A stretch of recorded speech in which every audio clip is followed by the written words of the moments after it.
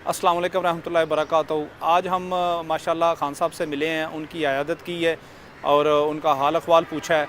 माशाल्लाह बड़े एक्टिव हैं, बहुत जो है ना अग्रेसिव हैं और जिसमें पूरे हमारे साथ मशाइख का एक पूरा विंग था, जिसमें साहबज़ादा पीर हाजी रफ़ीकुल हसन कुरैशी, प्रोफेसर पीरज़ादा मोहम्मद रज़ा बगदादी, आस्ताना आलिया नक्शबंदिया जमातिया कादरिया डस्का, पीरज़ादा हसन रज़ा वहीद नक्शबंदी, आस्ताना आलिया हैबतपुर शरीफ, पीर सैयद जमीलुर रहमान चिश्ती, सजादा नशीन आस्ताना आलिया चिश्तियाबाद शरीफ, पीर सैयद इरफान शाह बुखारी, सजादा नशीन आस्ताना दारुल इरफान गखड़ शरीफ, अल्लामा असगर अली चिश्ती, हाजी राना असलम MPA भाई फेरू से।